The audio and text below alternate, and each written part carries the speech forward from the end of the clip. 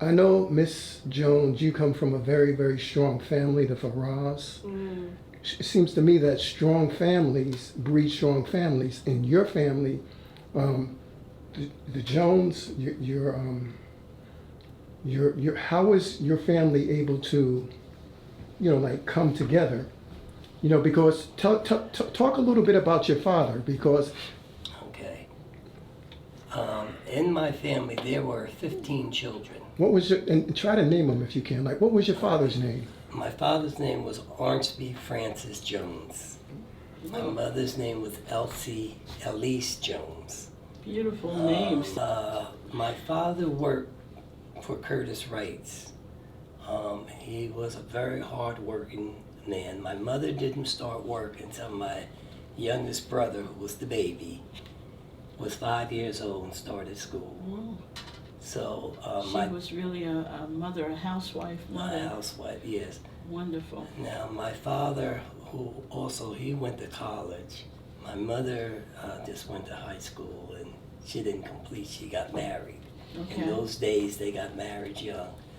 My parents were selected by their parents, and they were married, I guess 60-some years before my father passed. Because we gave them an anniversary dinner at their 50th anniversary. Where did they come from? Charleston, both of them from Charleston.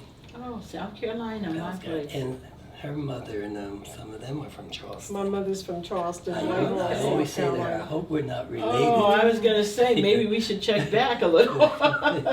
Now, your mother's name was Esther Farrar, right? My mother's name was Easter May. Easter May Farrar. Right. My dad's name, my dad is Tom Farrar, and they were married close to 60 years before my mom passed. She passed away first, and then my father several years after that. And I am the oldest of 8 children. My father had 5 boys and 3 girls. And it's funny, it's interesting because his brother, the late Reverend Arthur Farrar, he had 5 girls and 3 boys. So just the opposite, but they both had 8 children. And we come from a very strong, faith-believing, religious background church, I'll just say. I'll say it like that, I think. Yeah. That's He was wonderful. raised Catholic, and my family, we're Pentecostal. And as a matter of fact, when he and I married, it was the first, what they would call Eucharistic marriage ceremony that either his priest or my pastor had ever done. So it was both churches coming together, and Are you so still that Catholic? has worked. I still Officially, attend he is Catholic still Catholic. He is never, church. But I go to the Catholic Church. Mm-hmm. I used to leave and then come to The- my to wife's the You were church. Pentecostal dedicated. church. Yes. You really were Yeah. trying to do the two. Yes, Yeah. But he should say he used to do that even as a child, as a younger person. He would leave the Catholic church and go to the Pentecostal church because he said he And liked all- the excitement. Oh, okay. When I was young, Gilmore wasn't called Gilmore It was then. called Faith Tabernacle then. That was on Governor Street. Oh, okay. And my father used to do a lot of things, to feed. He had a lot of children. So he would go to work at Curtis Wright's, come home. There were apartment buildings. My father was the maintenance for those apartment buildings. Okay. From there, he would go over to Governor Street and he would clean, it was a bar, I forgot the name of it. He would clean the bar, clean up around the bar for them. My father also was a barber. I had a brother that's a barber. That's why So- you do so many jobs. Yeah, he- You're just used to seeing that role model. So he was always busy. Yeah. And the building I lived in on Harrison Street was a 6-family house. And all the families were very close. Matter of fact, one of the young ladies I grew up with, Alexine, that's Tracy, Tracy Rhodes. Rose. I'm sure you know her if you see her, tall. She works for the county. Anyway, her sister Zini and I grew up together, and we're both still very, very close friends.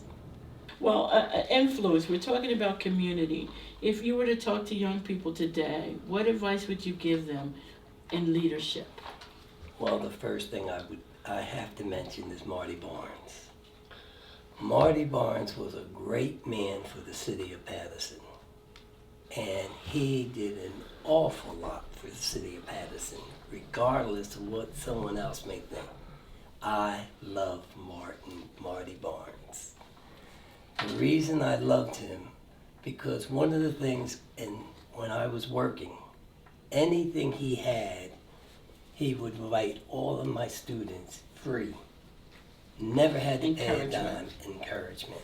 Yes. Anything at his house that was held at the pool and stuff, free. He did things for the Board of Education. Those things, and I was a present for all of this. Those things were very important to me, and I would do tapings. I have so many tapes that I did for him. Yes, for you Larry were a great Doby. videographer. I did for Larry Doby. I've done a lot of tapings following this young man here. Who's, Harold Williams is top dog in that he field. is everywhere. He really is. Yeah, but anyway, he was a great person to me. And in politics, I did do a lot with politics, trying to get different people in, and 9 out of 10 times they got in office. Yes, you had great They got in influence. office. You had great influence. So, and once Marty got in as a counselor, he was a councilman at one time. Yes. And when I have to start out, my brother was big in politics. He got us involved with Kramer. And what was your brother's name? Arthur Jones, Puggy, everybody knew him as. Okay. And he got me involved during the time of Kramer. He was a person that loved Kramer and thought he should be mayor. So therefore, we were Republicans at one time. You know, that's my personal thing. Right. I'm a Democrat now. I Okay. turned Democrat. My father was a Republican. Okay.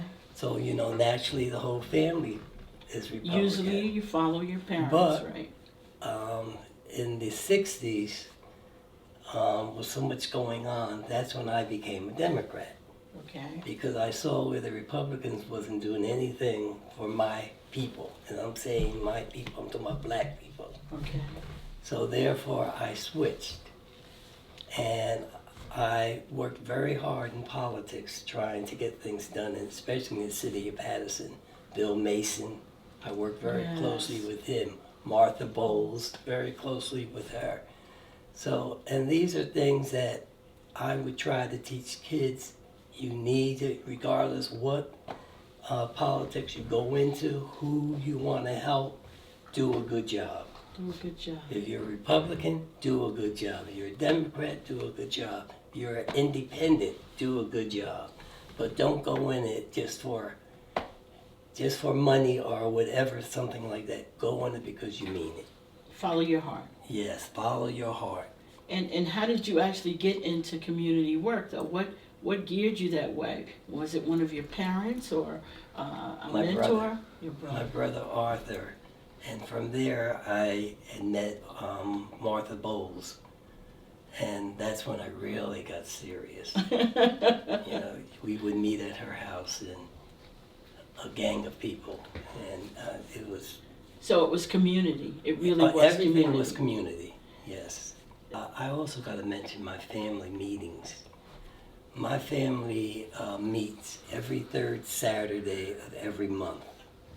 The nieces, the nephews, right now we're doing it on Zoom. Zoom. Oh, that's beautiful. But we meet every third Saturday. And we believe in bringing people close together. We pay dues. We give to the community. We give to certain things, people that need money. Right now, we're getting ready to give to St. Jude. St. Jude. That's my favorite. That's on my bank account. I love Yeah, it. We're giving to 5 different organizations. In our last meeting we had last week, We will be. How long you been doing this? Oh, I guess about 20 some years now. I would say 20-something. I don't Yeah, remember the about number. 20 some It's years a long now. time. Yeah. a long We time. started Bill Klein. Klein, his Yes. family. His family did it, They were doing it. and they introduced us to it.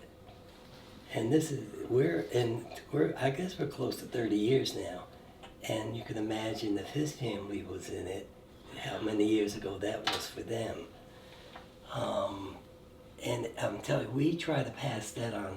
It's important to every give back. family, yes, to tell every family they need to do this.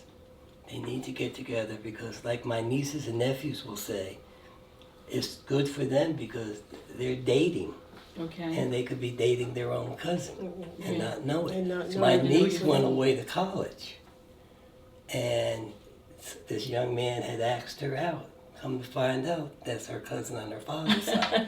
It can happen. And it couldn't. Yes. It can happen. What happened? One of the professors recognized my niece, who was related to the guy who was related to her. And so, Now, when we talk about the nieces and nephews, in general, has everyone gone to college there, or just about? no, not everyone, but the majority. The I would majority. say the majority goes to college. A lot of them. Yeah. A lot of them. We're seeing the younger generation. They seem to be looking into it even a little bit more than the older generation. As a matter of fact, he just had a nephew that graduated Two. yeah. Well, actually, it's more than two. from colleges, and Yeah. so one of the things that the family will do is recognize those accomplishments too. You know, it's important for families to come together so cousins and nieces and aunts and uncles can stay connected, stay together. You know, just keep in touch with family. And so also he talked about his family club, the family club. They discuss different topics. They will discuss political topics, health, finance, you know, so it's a good way to keep the Wow. family together. That's the artist. Joe, how did you meet your wife? And I see you there. I met my wife through her uncle, What was his name? Reverend Kuykendall. We were in college, and he said to me one day, we were coming home, because I always rode with him to and from school, and he said to me, I need to stop by my church. That's before he was a minister. He said, excuse me, he said, I need to stop by my church. I don't remember if he had to do something or he had to go there and tell them something. But my wife was, at that time, she was a teacher. She was downstairs in the Church cafeteria. doing something, and he introduced us to each other. And that's how I first met my wife, and I looked at her, and I said, that's going to be my wife someday. Did he say that to you then? He didn't No, say I that to didn't me, tell no. So I how believe I did say that to her uncle. Maybe to the uncle. So how many years now? 43 years we've 43, been it'll married. be 44 in August. And what is the secret? What really keeps that together and steady? Well, What establishes a good foundation, if you could? you have to be able to talk things out. Yes. You have to be able to not ever let money get in the way. That's what's wrong with so many marriages. They do things separately, you know, and that's something that's never been done in this house. There's never been a argument over money. That's right. There's never. I believe in, for instance, my wife. I believe she should keep a new car. And the reason that is because when she's on that road by herself, you know, I don't want her to be in a car that breaks down. Did you hear that, Kevin? Did you hear that? Yeah, I don't want her to be in a car that breaks down. Right, that's So right. every few years, like she'll say the car she got now, that's her retirement car, but it's not. That's what we say, yes. That's the Yeah. last car I'm gonna buy. It's the Yeah. last car. That It's not- really is what I said about this one. I said, this is it. She said it about the other car too, but it's not. You know, and I wouldn't want it to be. Right. Because the older you get, if you're still driving, you better make sure it's something Right. that Something can get you reliable. around. Yes. Well, I'm hoping that these parents will get their kids into a church. Foundation. Will be a big help. And I hope that these pastors, these priests, can all get together, get a center to help these kids out in the city of Patterson, or anywhere. It doesn't have to be Patterson. It could be Passaic. It could be out another state. But they need somewhere to go, because standing on the corner is not helping them. Yeah. Go ahead, you jump in. Ms. Jones? Well, I was going to say, because of how I was raised, I certainly would say refer back to a scripture that my parents taught us when we were young. Ephesians 6:1. Children, obey your parents in the Lord, for this is right. Honor thy mother and father, which is the first commandment with promise. If you want to have a good life, you've got to obey your parents, those who are your elders. You've got to. That is so important. They can help you to avoid many obstacles in life. They are there to protect you. You have parents for a reason. And I know every home is not perfect, and every home may not have a role model, but try, if you don't have that, then try the closest thing to that. I think one of the things missing from the young generation now, they don't have hope. They don't see a future for themselves. They just don't see a way out of wherever they are. Right. Wherever you are today doesn't mean you're there for a lifetime. You want to do better, you can do better. You want to live better, you can live better. But it's up to you. Your success is in your hand. And I say, do everything that you can to learn as much as you can along the way. You say you want to be a nurse, you want to be a doctor. I'm going to ask a 5th grader, what are you doing today to prepare to be a nurse? It doesn't start in high school. It doesn't start in college. All along the way, you've got to begin to take life more seriously. Just more seriously. Begin to love yourself more. Respect yourself more. Work on getting a good education so that you can get yourself good employment, a good job. There's got to be role models out there. I know for me, some of my teachers, they were role models for me. I saw myself in them. See yourself in someone that's successful. Right. Find out what did they do to get to where they are. That's the kind of encouragement I think I would give. School is important. Education is important. Skills, employability skills, that's important. I just thought about this too. My parents were not able to give me every element that my life needed in order for me to grow. Right. But for me, it was people who were connected to our family, people in the church, they were encouraging. There's a significant role in your community organizations, in your churches. I remember there was a woman at my church, she's gone to be with the Lord now, Mother Odessa Robinson. She would say things like, I could see that you are going to do great things in your life. My mom and my dad, they were too busy trying to put food on the table, pay the rent, to give those kinds of encouraging words. But I was blessed to have other people around me who could do that, who could feed that into me. And so that's why I think if we could get our young people back into our houses of worship, I think they are equipped to help this generation in a great way. In a great way. That's excellent In a great way. But I will say, in the city of Patterson, you have a good assemblyman, Benji Wimberly. Each day I send a prayer to Benji, and Benji sends me back a verse. It's always very inspiring, and he really does a lot of work with the youth in Patterson. I think that, as the director, he really assumes the responsibility for these kids. And I can say I have never called him and he has not returned my call. Never. He gets right on it the same day, maybe the same hour. He's very attentive, but he needs help. He can't do Can't it do by it by himself. himself. He can't do it by himself, and we have to find a way to pull the parents back to the table. Even with the PTAs and the meetings with the parents, with the school board, the numbers are not there. With 26,000 plus students, you would think we'd have at least 300, 400 parents coming out at a time. It's not there. The interest just isn't there. It isn't there, and this is what we seek, this is what we search.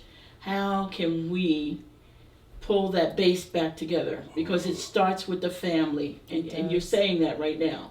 You have to establish some type of ground rules in order to get them to at least follow you somewhat, your lead. Because it's difficult with the peer pressure out here that these kids experience now. And what we don't have today also, that sense of community. If my parents, if they weren't able to attend something, I know it worked that way with many families. Perhaps another family would take on the role of looping that child in so that there would be a representative at a function, or there would be someone in the audience Yes. cheering a child on when they're doing a performance. Families are in crises. Yes. Families are in crisis. So if we don't begin to do outreach to other families, Build that extended family. we're going to have to. That's aunts and uncles we're that gonna weren't blood have to. relatives, you know. Yeah, we're You going know, to have to. in this town, when my daughter was in school and we would go to the PTA meetings, the grandparents, the aunts, the uncles, you had to get there early To to get a try to seat. get a seat. Yeah, That's how crowded it is. that's right. My mother went And to every one of yes. those back to schools. now, when I was coming up, because my father worked so much, my mother would attend everything with all her children. Now, I'm talking about, see, it was 13 when I was born. It was 13. 2 had passed, so that when I mentioned there was 15 children, 2 died before I was born, so I didn't know those 2. Right. But my mother was involved in everything with the schools, with her children, even in high school. Wow. When I was in high school, my friends, several of them were quitting school. And I said, I want to quit too. And all they did was quit school, come and sit around the front of the building at Eastside High Made School. no sense. It I made no decided sense. I should do that too. But when I went to the vice principal and I said to him, I'm going to leave school, I was a senior then. No reason to quit. So Peer pressure. yeah, so Following the game. vice principal his name was Mr. Weber. He said to me, he says, well, Joe, okay, you go. He knew what would happen. He says, you go home and you have your mother sign you out. So I Here it said to him, goes. I'm 16, I can sign my own self out. He says, no, you can't. He says, you have to have your mother sign you out. Well, I knew not to go home and mention that. So I stayed, and naturally So you're glad true. you stayed at the end. So true, so true, and it happens like that many times. Yeah. But thank God, your name is often brought up when we are talking about Fifth Avenue Family Village, Oh, and they yes. always say, "Yeah, Mr. Jones lived out here in Fifth Avenue Yes. Projects too." Matter of fact, people thought we were rich, living in the project. But That's how they made you feel, though. But that's how they kept the project Right. there. It's beautiful. Beautiful flowers all year round. Matter of fact, my mother's apartment, I'm just mentioning again, a large family. They would come from Philadelphia every year and they would always want to video my mother's house for, to show how they would get monies, the project people. But, and we lived in the project for 10 years. Wow. And my mother said to us, well, I think it's time for us to go. She said this was only a stepping stone. That's what it was supposed to be, not And- generational. Yes. So as we all finished school, she didn't move. She didn't stay.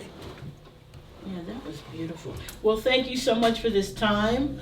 We appreciate the invite to your lovely home, and we hope to talk with you again. Because I know the work is not done with you two. You continue to give and to be recognized in our community as leaders, and leaders never die. Thank you so much. Well, thank you for the opportunity, and we wish you well with this work. Thank you. And I wish you edited it.